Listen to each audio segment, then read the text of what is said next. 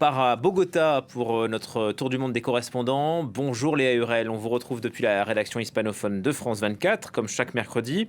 Semaine chargée pour vous, après les résultats du premier tour de la présidentielle en Colombie. Comme l'avaient prédit les sondages, l'extrême droite et la gauche se sont donc qualifiés pour le second tour.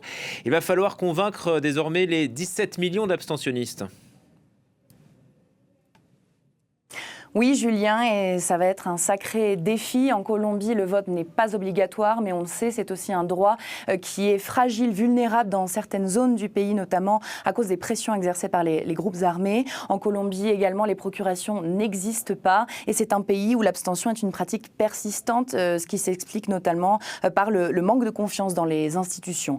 Or, face aux plus de 10 millions de votes déjà réunis par Abelardo de la Espriella, ce qui est d'ailleurs un record pour un candidat au premier tour en Colombie, ce à quoi s'ajoutera sûrement une partie conséquente des 1,6 million d'électeurs qui ont voté pour Paloma Valencia, car la figure de la droite traditionnelle a déjà appelé à soutenir son ex-adversaire d'extrême droite. Eh bien, Iván Cepeda, le candidat de la gauche au pouvoir, n'aura pas d'autre choix que de parvenir à susciter de l'intérêt chez ces 17 millions de nouveaux votants potentiels s'il veut accéder au fauteuil présidentiel. Et pour séduire tous ces abstentionnistes, le sénateur et défenseur des droits de l'homme tente pour le moment de rallier en brandissant la bannière du fascisme découlant des promesses autoritaires de son adversaire d'extrême droite. Mais pas sûr que cela fonctionne face à la hargne d'Abelardo de la Espriella, l'avocat et chef d'entreprise millionnaire qui capitalise lui aussi sur une stratégie de la peur et du rejet, celui de la gauche historiquement diabolisée en Colombie.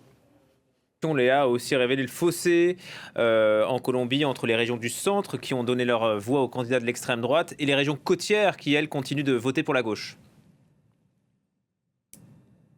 Exactement, Julien, et on voit là tout un paradoxe, car ces régions de la périphérie, c'est-à-dire de l'Amazonie au sud-ouest, de la côte Caraïbe au nord et du Pacifique à l'ouest, eh bien, sont celles qui souffrent le plus du conflit armé et de la violence liée au narcotrafic. Et ce qui est encore plus troublant, c'est que lorsqu'on regarde cette carte du premier tour de l'élection présidentielle en Colombie, eh bien, à 3 départements près, il s'agit d'une carte identique à celle il y a 10 ans que l'on voyait lors du vote pour la mise en place d'un accord de paix. Donc en 2016, ce sont les mêmes régions qui ont voté en majorité dimanche pour Iván Cepeda et sa promesse de continuer avec les négociations. On pourrait pourtant penser que ces populations qui sont parmi les plus précaires de la Colombie, des populations qui vivent depuis des décennies la violence dans leur chair et dans leur quotidien, eh bien, ce seraient les premières à soutenir le projet d'Abelardo de la Espriella de bombarder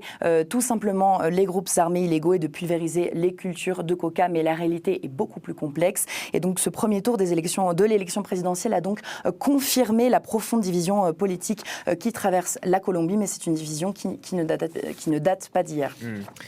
Voilà, partons un moment de la Colombie pour l'Argentine. Léa, le président Javier Milei, c'est vrai, affiche des chiffres économiques très encourageants, mais attention à l'arbre qui cache la forêt.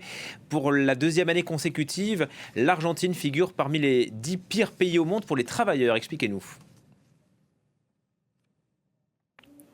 Alors oui, Julien, pour la 2e année consécutive, eh bien, sa note a été dégradée et on va dire que la surprise cette année, c'est que l'Argentine est entrée dans le club très fermé de la catégorie 5 de l'indice mondial de la Confédération syndicale internationale, aux côtés du Panama, de l'Équateur, de la Biélorussie, de l'Égypte, de la Tunisie et de la Turquie.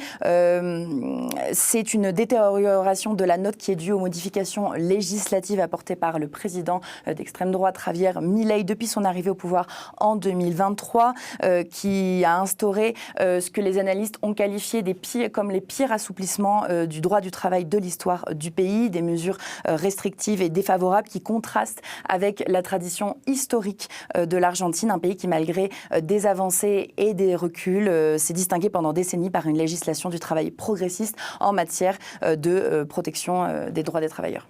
Merci infiniment Léa Hurel en direct de Bogota.